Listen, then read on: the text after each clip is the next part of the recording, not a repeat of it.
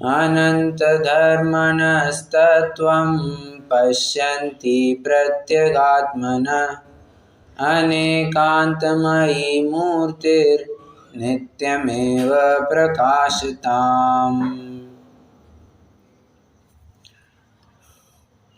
कल हम 8वें नय के बारे में थोड़ी सी विशेष चर्चा कर रहे थे। हम ये कह रहे थे कि 8वें नय का विषय मतलब 8वां नय क्या कहता है, न तथा। जो भी विषय हम उठाए, जीव का स्वरूप कहने उठे, जीव राग द्वेष का करता है, जीव निर्मल पर्याय वाला होता है, जीव गुण भेद वाला होता है, स्त्री पुत्र मकान शरीर वाला होता है, कर्मों का द्रव्य कर्म का करता होता है। ये जो कुछ भी बातें कही, 8वां नय क्या कहता है, न तथा। ये उसका स्वरूप नहीं है। जो तुम्हारी प्राप्य वस्तु है वो वस्तु वैसी नहीं है। इनफैक्ट वो न तथा भी कहने के लिए हिचकिचाता है। तो 8वां नय करवाता क्या है? मैंने कल एक बात कही थी, एक ही बात, एक ही शब्द है वो शब्दों में कुछ भी कहने नहीं जाता है। 8वें नय के कैसे कहूं मैं अभी, वो तो सीधा आत्मानुभव करवाता है। कल उदाहरण दिया था ना, अर्जुन क्या दिख रहा है, तो आंख कहेगा तो अभी भी उसको आंख नहीं दिख रही है, अभी भी उसको द्रोणाचार्य के शब्द ही दिख रहे हैं। तो होना क्या चाहिए, सीधा डायरेक्ट हिट टारगेट के ऊपर लगना चाहिए, बराबर। उसी प्रकार आत्मा शुद्ध है, आत्मा शुद्ध है। बोलो आत्मा कैसा है, आत्मा शुद्ध है। अब इतना कहने में तुमने टाइम गवा दिया, तो करना क्या चाहिए था, सीधा मैं शुद्ध हूं ऐसा अनुभव ही करना चाहिए था। किसी को मिठाई खाने को दी और पूछा ये कैसी लग रही है, अब बोलो वो बताने में समय जाया करेगा या पहले अनुभव करेगा?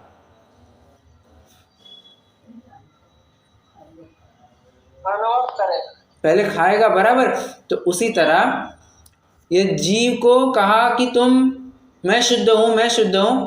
अरे मैं शुद्ध हूं सिर्फ कह करके नहीं चलेगा, वो चर्चा में वो बात चर्चा में ही नहीं आनी चाहिए, तो अचर्चा से सीधा अनुभव में आनी चाहिए, प्रयोग में ही आनी चाहिए, ठीक है। और तो और जितनी भी पूर्व नयों की बातें थी उनके बारे में तो चर्चा करता ही नहीं है। मैंने जो कल कहा ना न तथा, वो भी बहुत ऊपरी बात हो गई। वो तो अचर्चा से ही पहले 7 नयों को उड़ा देता इन द सेंस उनकी तरफ ध्यान ही नहीं देता है, इग्नोर करना। आजकल बड़ी ये बातें चलती है कि उसको इग्नोर करो, उसको इग्नोर करो। इग्नोर करो मतलब क्या, उसके पास ध्यान ही मत दो, अचर्चा से समाप्त करो, ठीक है। किसी को बहुत चोट आ गई है, क्या कहते हैं, अरे इग्नोर करो, इग्नोर करो। इग्नोर करो मतलब क्या, उपयोग वहां पर मत लगाओ। उसी प्रकार 8वां नय उपयोग वहां पर लगाता ही नहीं है, वो तो अपनी जो बात है उसको 10 दफे कहता है। कहता क्या है, सीधा अनुभव करवाता है। एक उदाहरण देता हूं, उदाहरण के माध्यम से और अच्छे से समझ में आएगा। मान के चलिए आपको अब क्या उदाहरण दूं, चलिए वही उदाहरण लेते हैं। मान के चलिए आपको सर्फ एक्सेल की ऐड करनी है, ठीक है। अरे सर्फ एक्सेल भी नहीं, चलिए छोड़िए, भारतीय ब्रांड ले, थोड़ा पतंजलि की ऐड करनी है आपको, ठीक है। और 1 मिनट का टाइम आपके पास दिया गया है, फीस आपने सब पे कर रखी है, 1 मिनट का 10 लाख रुपया, जो कुछ भी XYZ अमाउंट है, बहुत हाई फाई कॉस्ट थी। 10 लाख रुपया मैं अभी एकदम एडहॉक अमाउंट कह रहा हूँ, कहीं हो भी सकता है, कोई कुछ कह नहीं सकते। तो 10 लाख रुपया पे करके रखे हैं 1 मिनट की एडवर्टीजमेंट के लिए, सब जगह पब्लिश करना है, ब्रॉडकास्ट करना है, टेलीकास्ट करना है, तो इतना खर्चा तो आएगा। प्रश्न है मेरा, पतंजलि की ऐड कैसी करनी होगी?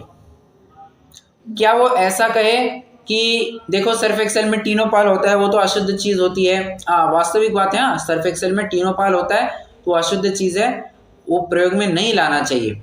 तो क्या वो ऐसा कहे? वो ऐसा कहे कि रिन तो बड़ी बेकार चीज है, वो होता कपड़ा जरूर साफ है, पर कपड़ा जरूर साफ होता है, मतलब कपड़े के ऊपर का मैल जरूर साफ होता है, परंतु उसके साथ साथ कपड़ा भी साफ हो जाता है, फाड़ देता है वो कपड़ा। और तो और क्या है, अपना टाइड वाइड ये हाथ को इचिंग करते हैं, सब दिक्कत होती है, कितना भी ये लेमन डालो, लेमन से कुछ फ़र्क नहीं पड़ता है। और बाकी देसी ब्रांड्स का तो कहना क्या, वो तो एकदम गए गुजरे ब्रांड्स है। ख़त्म, 1 मिनट तो मुझे बोलते बोलते 1 मिनट हो गया।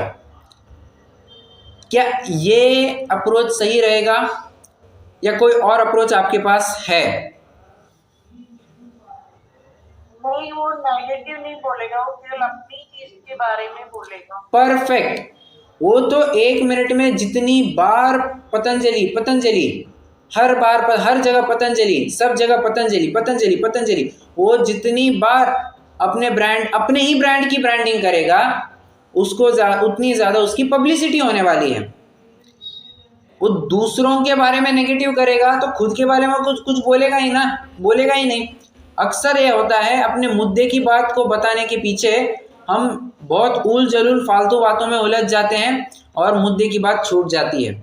उसी तरह ये जीव ऐसा नहीं है, जीव ऐसा नहीं है, जीव ऐसा नहीं है, जीव ऐसा है। अब भले आदमी सामने वाला कंफ्यूज हो गया ना, अरे जीव कैसा बताया था, जीव राग द्वेष का कर्ता बताया था या अकर्ता बताया था, नहीं नहीं नहीं नहीं, जीव को तो निर्मल पर्याय का कर्ता बताया, अरे वो भी गलत हो सकता है। आत्मा को शुद्ध अशुद्ध कुछ कह रहे थे, क्या होगा? अब हो गया वो कंफ्यूज। तुम हाना में ये आत्मा ऐसी नहीं है, आत्मा ऐसी नहीं है, आत्मा वैसी है, ऐसा कहकर वो कंफ्यूज हो सकता है। तुम उसको एक बात कहो, आत्मा शुद्ध है, वो अन्य बातों के ऊपर विचार ही नहीं करेगा। बराबर। अचर्चा से बाकी विषयों को समाप्त करना होता है, चर्चा में लाने ही नहीं होते हैं। उसी प्रकार 7 नयों को चर्चा में लाना ही नहीं है, तो 8वें नए के ही विषय में प्रवृत्ति करानी है, दैट्स इट। ठीक है, चलिए, मुझे तो सहज ही में ये बात कहनी थी कि चर्चा में भी वो बात नहीं आती है, वो तो अचर्चा से खत्म होकर के सीधे अनुभव की तरफ बढ़ जाती है। ठीक है, हो आज हमें एक नए विषय की तरफ बढ़ना है। क्या मैंने क्या आपको कल ही हिंट दी थी, एक नया प्रकरण चालू करना है हमें।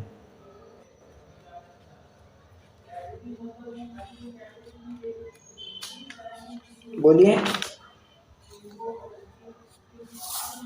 मैं आज क्या प्रकरण चालू करने वाला हूँ? राजमल जी। हाँ, पांडे राज, बराबर, आज वो प्रकरण अपना चलना है। ठीक है, पहले तो मैं थोड़ा सा बैकग्राउंड आपको बता दूं और उसके बाद में अपन नयों की चर्चा करेंगे। अब मैं समझता हूँ सभी को 8 नयों का टॉपिक क्लियर हो गया है। यहाँ तक के टॉपिक में किसी को कोई दिक्कत है?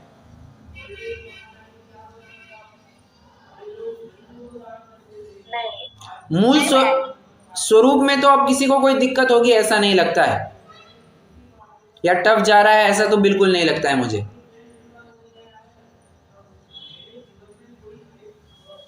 ठीक है, क्योंकि क्या है, अच्छा चलिए वो बात मैं थोड़ी बाद में बताऊंगा, परंतु चलिए, पांडे राजमल जी की दृष्टि में निश्चय व्यवहार। पहले पांडे राजमल जी कौन है, इनके बारे में थोड़ा सा एक संक्षिप्त परिचय लेते हैं। पांडे राजमल जी ये मूलतः देखा जाए तो भट्टारक परंपरा वाले थे, 20 पंथी व्यक्ति थे। प्रश्न उपस्थित हो सकता है क्या इनका साहित्य योग्य माना जा सकता है? तो कहते हैं देखो, चरणानुयोग में आगे पीछे हो सकता है, अध्यात्म के कथन में कुछ कम ज़्यादा होगा ही क्या, अध्यात्म के बारे में क्या कम ज़्यादा कहेगा, बात तो वही कहनी है, मैं शुद्ध हूँ यही बात कहनी है। तो ऐसी बात कहने में कोई भट्टारक कहे या कोई दिगंबर संत कहे, बात तो एक ही आनी है। ठीक है, तो ऐसे में उनकी कई सारी कृतियाँ हैं, लाठी संहिता, आत्मख्याति कलश टीका और पंचाध्यायी। तो उसमें से लाठी संहिता ये तो चरणानुयोग पर ग्रंथ हो गया और उसमें कहीं कहीं गलतियां मिलती है, तो इतना प्रामाणिक नहीं माना जाता है ग्रंथ। परंतु ये समयसार कलश टीका और पंचाध्यायी ये तो पूर्णतः प्रामाणिक माने जा सकते, क्योंकि इसमें पूरा अध्यात्म की विषय वस्तु है और ज़्यादा इसमें कोई विषय वस्तु नहीं है। ठीक है, अध्यात्म की विषय वस्तु में गलत सलत लिखने की संभावनाएं एक्सट्रीमली नेग्लिजिबल है, नहीं के बराबर। अच्छा, पहले ये समयसार कलश टीका के बारे में भी आपको मैं थोड़ा बता दूं। हुआ क्या, पांडे राजमल जी के सामने समयसार था 1, समयसार की आत्मख्याति टीका थी 2, और जयसेनाचार्य की टीका का नाम क्या है, तात्पर्य वृत्ति टीका। तो तात्पर्य वृत्ति टीका भी थी। ये तीनों बातें उनके सामने थी, जिसमें से समयसार जो मूल ग्रंथ है 415 गाथा वाला, 415 समयसार में 415 गाथा है, तो 415 गाथाओं का जो मूल ग्रंथ है वो उनको इतना अपील नहीं कर पाया। उनको अपील कर गया आचार्य अमृतचंद्र की आत्मख्याति टीका। अब उस टीका में भी 2 हिस्से हैं, बोलिए। आत्मख्याति टीका भी एक चंपू काव्य है। चंपू काव्य माने कोई जानता है चंपू काव्य का अर्थ?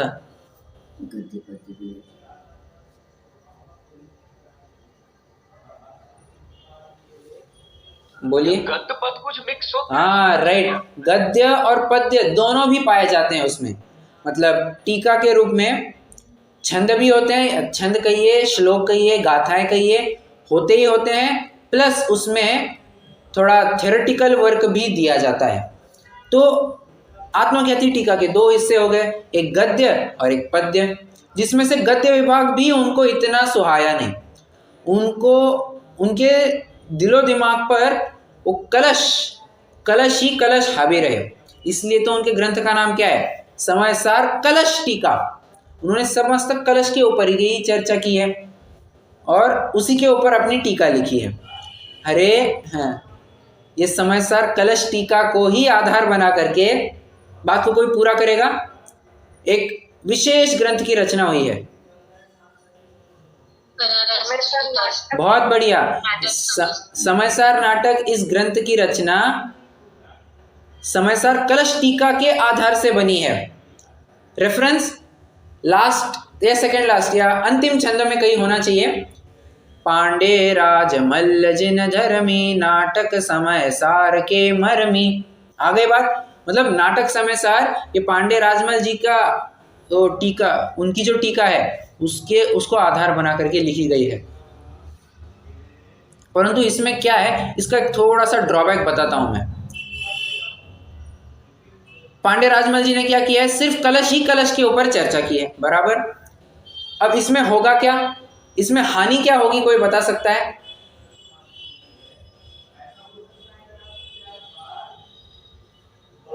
आचार्य कुंद देव के वो नहीं पढ़े उन्होंने गाथा, वो तो पढ़े थे। गाथा नहीं, मूल गाथा, वही कह रहा हूँ, उन्होंने मूल गाथाएं भी पढ़ी थी, पूरी आत्मख्याति टीका भी पढ़ी थी, परंतु सिर्फ आत्मख्याति के गद्य भाग को ही सॉरी पद्य विभाग को ही इतना लाइमलाइट में लाना, इससे हानि क्या हो सकती है?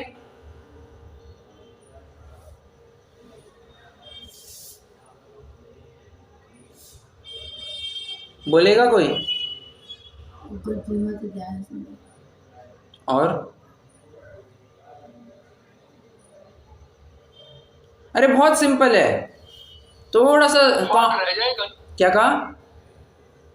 दूसरा जो पार्ट है गद्य वाला वो रह जाएगा, पद्य ओके, बेस बना के। डन, ये एक पॉइंट हो गया। और एक पॉइंट है,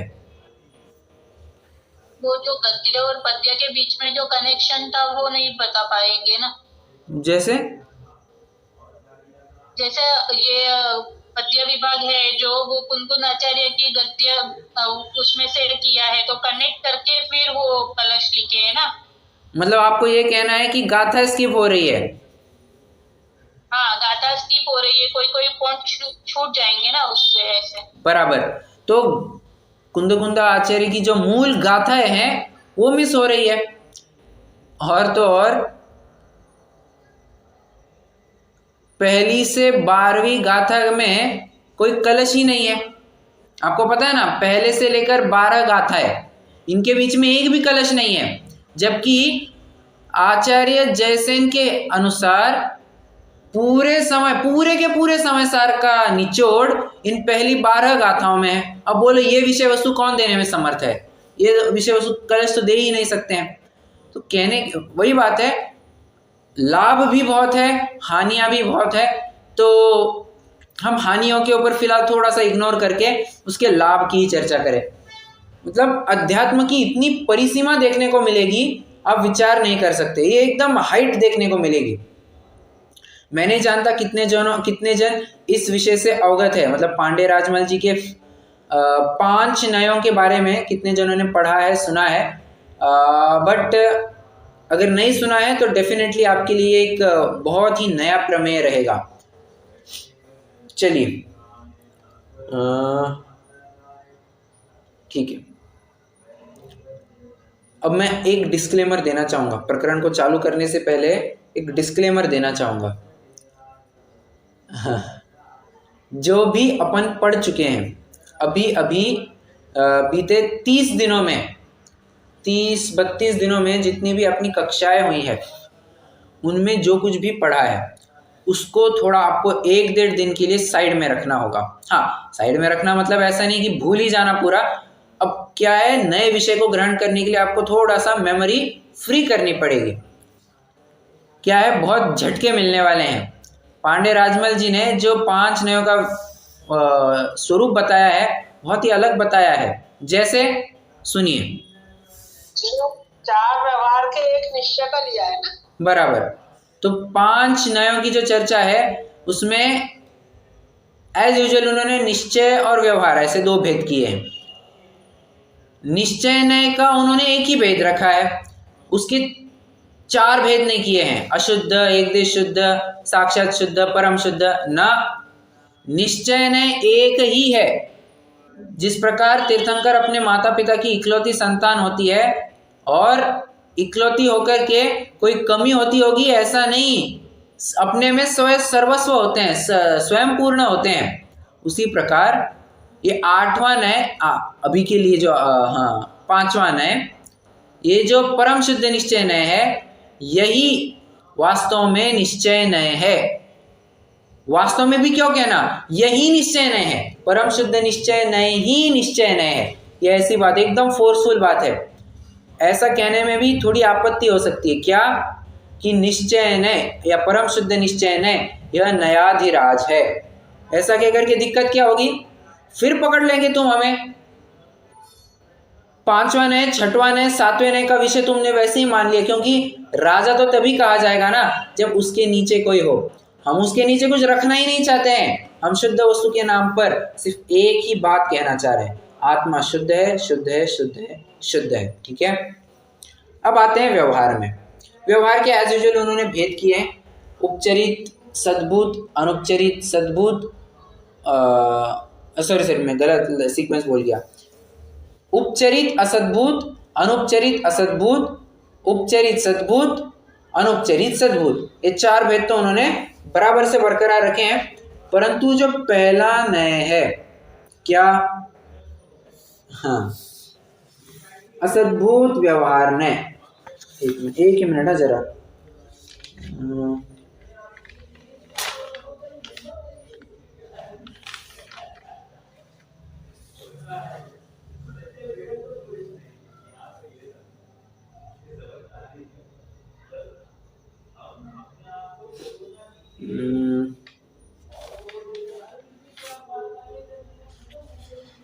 ठीक है।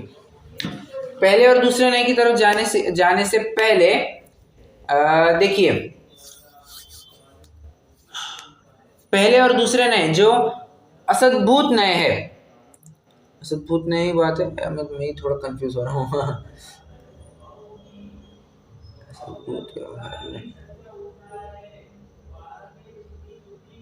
ठीक है, बराबर।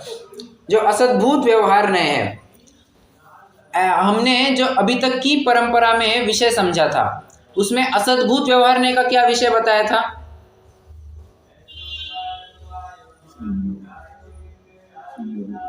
बोलिए, असद्भूत व्यवहार न्याय का क्या विषय बताया था? अभेद, 2 में अभेद करके, भिन्न वस्तु का अभेद करना या संयोगों में संबंध स्थापित करना, यही बात देखी थी। अब कह रहे हैं, पहले तो तुम कान खोल के सुन लो। पांडे राजमल जी कह रहे हैं, जो जीव एक गुण के स्वरूप को दूसरे गुण में मिला करके, एक द्रव्य के गुण को दूसरे द्रव्य के गुणों में मिला करके कथन करता है, सो ऐसा कथन तो साक्षात मिथ्या है और ये कभी भी स्वीकृत नहीं हो सकता है। ये सब मिथ्यावाद होने से नया भास है, ये नए कभी भी नहीं हो सकते हैं। मतलब इन्होंने पहले दूसरे नए को तो पूरा उड़ा ही दिया। वे कह रहे हैं कि इन बीवी बच्चों को, मकान आदि को, शरीर को, द्रव्य कर्म को जो संबंध स्थापित किया था, उनके साथ जो संबंध स्थापित किया था, वो सब नया भास है, झूठा है। हाँ, बहुत खतरनाक बात कह दी। तो पहले ने का विषय क्या लेना? पहले ने के यूं कहिए, असद्भुत व्यवहार ने का क्या विषय कहना? कह रहे हैं क्रोध। मकान आदि मेरे हैं वो। क्या कहा? कहेंगे ना, मकान आदि जो है वो सब मेरे हैं, वो कहेंगे ना उसको पहले नहीं मैं। अरे मैं अलग बात कह रहा हूँ।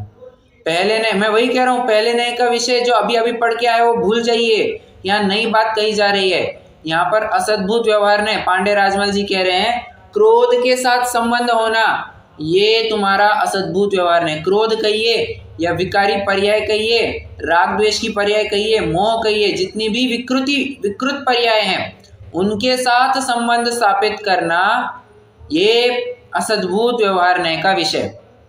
फिर उसमें सिर्फ आपको फर्क इतना करना है कि उपचरित लिया तो बुद्धिपूर्वक, अनुपचरित लिया तो अबुद्धिपूर्वक।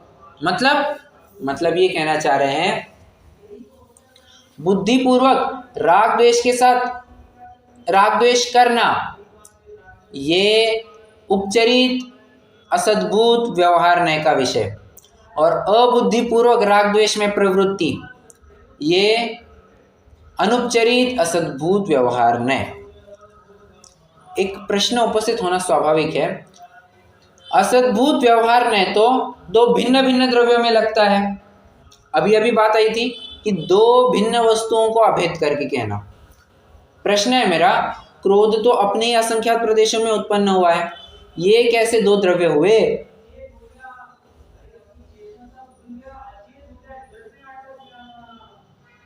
बोलिए।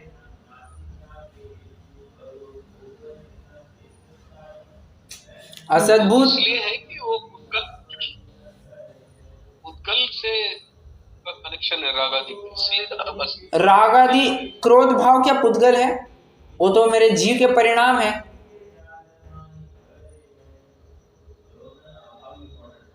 के निमित्त से हो रहे हैं, वो पर्याय है, उसकी पर्याय है। नहीं, जीव की पर्याय कैसे कहेंगे? दो वस्तुएं कहना चाह रहे हैं, तो ये कैसे संभव है?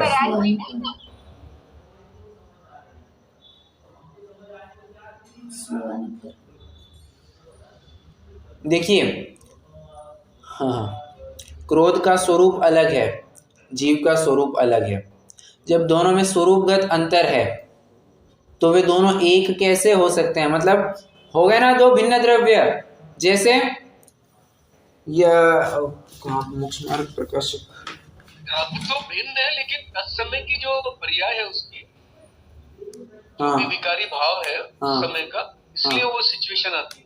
क्या? द्रव्य भिन्न है, नो डाउट, लेकिन जब उसको वो भाव आता है तो वो प्रॉब्लम होती है इस तरीके की। नहीं, आपका पॉइंट क्लियर नहीं है, मैं समझ नहीं पाया। नहीं, दोनों definitely they are two different things, है ना? हाँ, है वो ये है रागादि पुद्गल है, और जीव है, आत्मा जो है वो जीव है। लेकिन जब उसमें समय, जब वो द्रव्य क्रम की अपेक्षा से जब वो भाव आते हैं तो वो पुद्गल जनित हो जाता है ना वो सिचुएशन। नहीं, ऐसी बात नहीं है। नो। जितने भी, क्या कहना चाह रहा था मैं,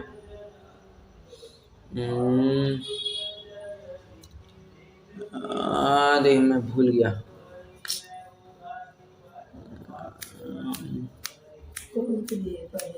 ऐसे ले सकते हैं कि जीव द्रव्य जो होता है वो अनंत गुणों वाला है, तो उसकी सत्ता अलग है, और एक समझिए पराय राज्य से उसकी सत्ता अलग है। इस तरह से उन्होंने दो द्रव्य अलग से बताए, अलग से वस्तु बताई। बात बिल्कुल सही है। मैं दूसरी बात कहना चाह रहा हूँ, मैं पहले डॉक्टर साहब के क्वेश्चन को सेटल कर रहा हूँ। देखिए, ये रागादि परिणाम या जो कुछ भी पर्याय है, ये तो इस जीव द्रव्य में ही उत्पन्न हुई है, ठीक है। तो उत्पन्न ये परिणाम किसके हैं? परिणाम किसके हैं? जीव के परिणाम है। तो आइडियली इसको जीव का ही कहना चाहिए था, बराबर। परंतु एक ये कचरा है, कचरा कभी भी घर का हिस्सा नहीं बनता है, स्वच्छ एरिया का हिस्सा नहीं बनता है, उसको हटा दिया जाता है। एक दो, मोक्षमार्ग प्रकाशक नहीं है यहाँ पर, ठीक है ठीक है, छोड़ो छोड़ो। मोक्षमार्ग प्रकाशक में एक प्रकरण आया है, क्या? अनादि अनंत गुणों का धारी, नहीं, असंख्यात प्रदेशों का पुंज, ज्ञानादि प्रसिद्ध गुणों का धारी, अनादि निधन वस्तु आप है। मोक्षमार्ग प्रकाशक में जहां तक मैं समझ रहा हूँ पेज नंबर 34 पर, 33 या 34 पर यह होना चाहिए। क्या? जीव का चतुष्टय अलग है, क्रोध का चतुष्टय अलग है। माना कि ये परिणाम जीव के ही है, जीव में ही उत्पन्न हुए हैं, परंतु चतुष्टय अलग है, हम घटित करके दिखा रहे हैं। ये अध्यात्म की परिसीमा है, अध्यात्म के जोर में चल सकता है। क्या? जीव का चतुष्टय अलग, क्रोध का चतुष्टय अलग। जीव का चतुष्टय कैसे अलग? असंख्यात प्रदेशों का पुंज, ज्ञानादि प्रसिद्ध गुणों का धारी, अनादि निधन वस्तु आप है। और क्रोध का असंख्यात, नहीं क्या है वो, पौद्गलिक प्रदेशों का पुंज, ज्ञानादि प्रसिद्ध गुणों से रहित, जिनका नवीन संयोग हुआ है, ऐसी वो पर्याय। शरीर आदि पुद्गल पर है, करेक्ट। शरीर, हाँ राइट, शरीर आदि पुद्गल पर है। शरीर आदिक में क्या लेना? आदिक मतलब क्या लेना? अरे द्रव्य कर्म लिया है, भाव का नो कर्म लिया है, साथ साथ द्रव्य कर्म तो लेना ही, भाव कर्म को भी लेना। ये भाव कर्म को भी पर बताया गया है, ठीक है। बस बात सिद्ध हो गई, हमने दोनों के चतुष्टय अलग अलग कर दिए, हो गए, दोनों में अंतर हो गया, तो बात सिद्ध हो गई। असद्भुत व्यवहार ने जो दो अलग अलग द्रव्यों में घटित होता है, वो बात घटित हो गई। कितने जन समझ रहे हैं मैं क्या कहना चाह रहा हूँ? या थोड़ा सा बाउंसर गया? मैं मानता हूँ प्रकरण कठिन है, बट समझना जरूरी है। समझ में आया? समझ में आया नहीं है बराबर, बैठी नहीं है बात, नहीं बैठी है बात। देखिए, मैं शुरू से शुरू करता हूं। ओरिजिनली अपन असद्भुत व्यवहार ने का विषय क्या कह रहे थे? डॉक्टर साहब आप ही उत्तर देंगे अभी।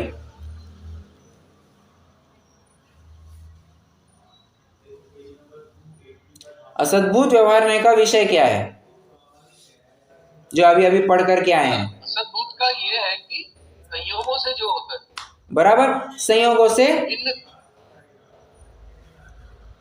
दो मतलब अलग अलग द्रव्य है, बराबर, एग्जैक्टली, दो भिन्न द्रव्यों में अभेदपना स्थापित करना, यह असद्भुत व्यवहार ने का विषय है, ठीक है। अब बात ऐसी है कि पांडे राजमल जी ने असद्भुत व्यवहार ने का ये जो विषय था, संयोगों के साथ संबंध स्थापित करना, इसको तो झूठा मिथ्या करार देकर के सीधा कह दिया ये नया भास है, नया भास कह दिया इसको, ठीक है। तो प्रश्न ये उपस्थित होता है, असद्भुत व्यवहार ने में लेना क्या? तो उन्होंने विकारी पर्यायों के साथ संबंध जोड़ना, ये असद्भुत व्यवहार ने का विषय बनाया। परंतु प्रश्न एक फिर से उपस्थित होता है कि असद्भुत व्यवहार ने तो बोलिए दो भिन्न द्रव्यों में लगता है, और क्रोध या राग आदि जितनी भी विकारी पर्याय हैं ये तो जीव में ही उत्पन्न हुए हैं, ये भाव जीव के ही है, तो तुम कैसे डिस्टिंग्विश करोगे? मतलब हाउ विल यू प्रूव कि क्रोध और जीव अलग अलग दो भिन्न भिन्न द्रव्य हैं? दो द्रव्य नहीं हो रहे, ये कहना चाह रहे ना? हाँ, मतलब नॉर्मल लेमैन्स लैंग्वेज में क्या है, लेमैन्स लैंग्वेज में यही कहा जाएगा, ये तो एक है, बराबर। परंतु यहां पर ये कहना चाह रहे हैं कि सुनो, क्रोध का चतुष्टय अलग है, जीव का चतुष्टय अलग है। जब दोनों के चतुष्टय अलग अलग है तो एक के लिए दूसरे का चतुष्टय पर चतुष्टय हो गया, मतलब ही क्या, परद्रव्य हो गया ना, इति सिद्धम। हम यही सिद्ध करना चाह रहे हैं कि रागादि पर्याय ये क्या है, परद्रव्य ही है, ये बात सिद्ध करना चाह रहे हैं। अब समझ में आ गया होगा, ऐसी आशा है। तो भैया जी द्रव्य और पर्याय लेंगे ना, पर्याय की राज्य से एकदम एक ही पर्याय है, तो वो पर्याय की सत्ता अलग है और द्रव्य की सत्ता अलग है। जीव जो है वो द्रव्य है, हाँ इस तरह बराबर, से भी घटित कर लेंगे ना। हाँ। आप वैसे भी घटित कर सकते हैं, कोई बात नहीं। डॉक्टर साहब समझ में आ रहा है या नहीं? मतलब चतुष्टय की अपेक्षा से दोनों अलग अलग है, ये तो समझ में आ रहा है। हाँ, पॉइंट है आपका इसमें अलग करने का। अलग करने का मतलब इनको रागादि को अलग रखने का यही पॉइंट है कि इनके जो चतुष्टय हैं दोनों अलग अलग है, जीव का अलग है, क्रोध के अलग है। बराबर, जीव के चतुष्टय अलग। ये मानते थे कि ये हाँ पहले एक ही मान रहे थे ना, रागादि उसी के, राइट, पहले ऐसा मान रहे थे अपन, लेकिन आपने जो बताया कि नहीं वो उनके चतुष्टय अलग अलग है इसलिए अलग। राइट, मैंने बताया ऐसा नहीं, ये पांडे राजमल जी की विवक्षा है। उन्होंने तो कह दिया है कि इनके चतुष्टय अलग अलग होने से, क्रोध आदि के चतुष्टय अलग है, द्रव्य या उस वस्तु के चतुष्टय अलग है, खत्म, ये दोनों भिन्न भिन्न बातें हैं। क्या ये बुक में भी दिया हुआ है क्या, परम भाव प्रकाशक में? हाँ दिया है, बता रहे ये प्रकरण है। कोई चैप्टर कौन सा है? चैप्टर नंबर देखना पड़ेगा क्योंकि आगे पीछे होगा, आगे पीछे होगा ये। पंचाध्यायी के अनुसार व्यवहार देंगे भेद प्रभेद, वो है क्या? हाँ वही राइट। भैया जी आपने जो दिया है घर का जो कचरा है, तो कचरा जो है, कचरा के चतुष्टय अलग होंगे, कचरा अलग है और घर अलग है। आपने बोला कि कचरा अपने घर से बाहर निकाल देते हैं, फेंक देते हैं, घर के अंदर नहीं रखते हैं। बराबर, इस हिसाब से उसको दो बता दिया आपने, कचरा है और घर। इसी तरह से राग है और अपना जो जीव है, जो ये बात समझी ठीक से, मैंने समझी है, मैं इसके लिए पूछ रही हूँ सर, तो बहुत कंफ्यूजन वाली चीज है ये। और वो निकला आपके घर से ही है, मतलब जीव से निकला, ये भी एक उसमें इम्पोर्टेंट चीज। हाँ जी है निकला घर से है, जीव से ही है, रहता मेरे घर में ही है, लेकिन वो फिर भी उसके चतुष्टय अलग है क्योंकि वो कचरा है। राइट। इसलिए देखिए, दोहरी अपेक्षाओं को समझना बहुत जरूरी है। एक जगह पर ये कहेंगे कि तूने ही रागादि किए हैं, और एक जगह पे कहेंगे कि रागादि ये तो सीधे परद्रव्य है, ये तो कोई स्वद्रव्य हो ही नहीं सकते हैं, क्योंकि इन दोनों के चतुष्टय अलग है, इन दोनों का क्या कहना चाहिए, स्थिति काल भी अलग अलग है, सब अलग अलग है इनका, द्रव्य क्षेत्र काल भाव अलग होने से ये एक नहीं हो सकते। ठीक है, आज तो मैंने देखिए थोड़ी सी भूमिका ही जमाई है इस प्रकरण के बारे में। अब इसको पचाने के लिए मुझे जानता हूँ थोड़ा टाइम लगेगा, जितनी हैवी चीज़ होती है, हैवी चीज़ पचाने के लिए टाइम लगता है, उसी प्रकार आज के लिए मैं यही रुकता हूँ। आज की रिकॉर्डिंग आप फिर से सुनना एक बार, तो आपको और अच्छी क्लैरिटी आएगी कि पांडे राजमल जी कहना क्या चाह रहे हैं। ठीक है, चलिए, अब इस संदर्भ में कोई प्रश्न आप जरूर पूछ सकते हैं। मैम मोक्ष मार्ग प्रकाशक में 38 पेज पर आया ये जो 38 पेज, ओके, पढ़ करके दिखाएंगे। अमूर्तिक प्रदेशों का कुंज, प्रसिद्ध ज्ञानादि गुणों का धारी, अनादि निधन वस्तु आप है, और मूर्तिक उद्गल द्रव्यों का पिंड, प्रसिद्ध ज्ञानादिकों से रहित, जिनका नवीन संयोग हुआ, ऐसे शरीर आदि उद्गल पर है। बराबर, आ गई बात। आदिक में, शरीर आदिक में आपको फिर नौ कर्म ही नहीं, साथ साथ द्रव्य कर्म और भाव कर्म भी लेना है। ठीक है, चलिए रुकते हैं।